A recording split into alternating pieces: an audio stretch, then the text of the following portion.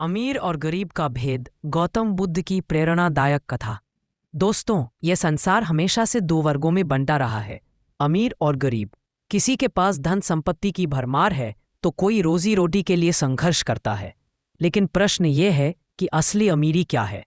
क्या अमीरी केवल सोना चांदी, महल और गाड़ियों में छिपी है, या इंसान की करुणा, प्रेम और संतोष में? इसी सत्य को समझाने के लिए भगवान गौतम बुद्ध ने एक बार एक अमीर व्यक्ति और उसके अहंकार को सरल शब्दों में तोड़कर असली अमीरी का अर्थ बताया। प्राचीन मगध राज्य की धरती पर बुद्ध का प्रभाव दिन प्रतिदिन फैल रहा था। हजारों लोग उनके उपदेश सुनने आते थे। एक दिन राजगृह नगर का एक अत्यंत धनी व्यापारी उनके पास आया।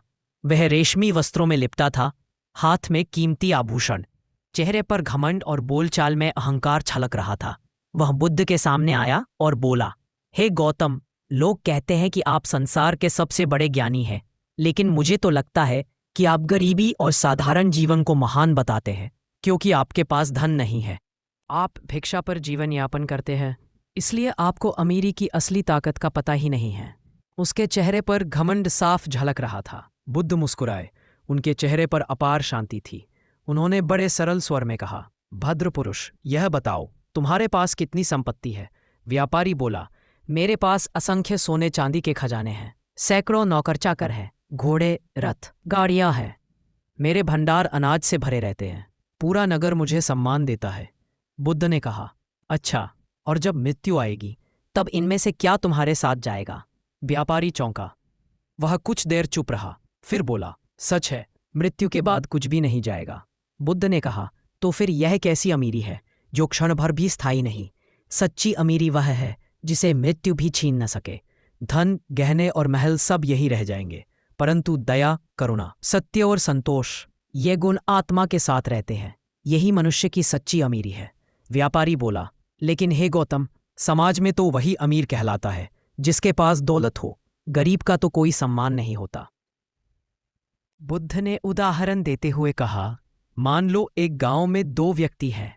पहला बहुत धनी है लेकिन कंजूस है, कभी किसी की मदद नहीं करता।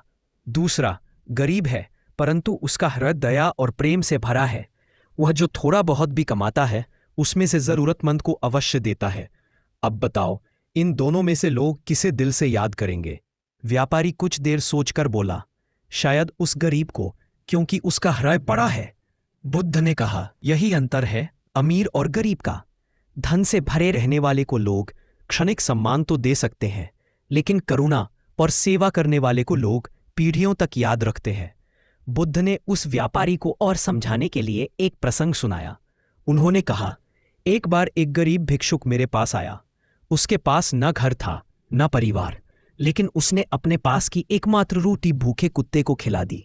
जब मैंने उससे पूछा कि उसने ऐसा क्यों किया, तो उसने कहा, प्रभु, मेरे पास तो रोज भिक्षा मिल ही जाती है, लेकिन उस बेचारे जीव को कौन देगा?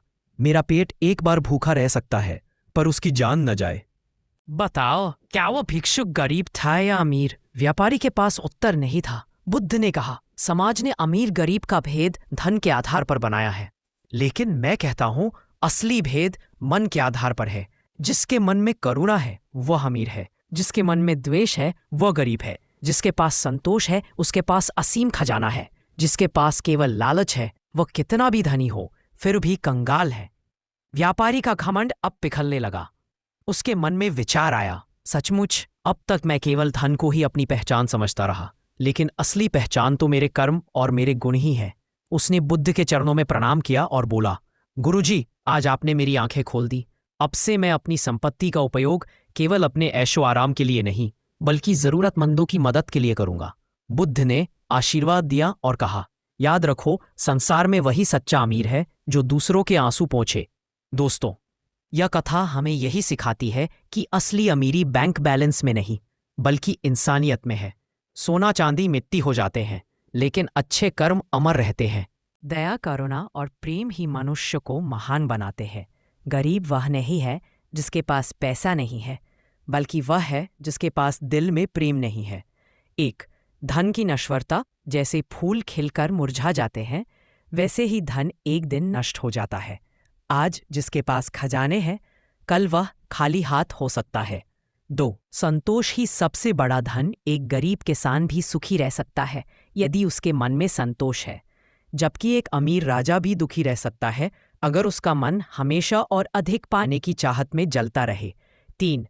दान का महत्व। जब हम दूसरों के लिए कुछ छोड़ते हैं तभी हमारे जीवन का महत्व बढ़ता है। केवल खाने पीने और सुख भोगने से मनुष्य का जन्म सार्थक नहीं होता। 4. आध्यात्मिक अमीरी। जिसके पास आत्मज्ञान है, जो सत्य और अहिंसा पर चलता है, वही सबसे अमीर है। उसके सामने राजमहल भी छोटे पड़ जाते हैं।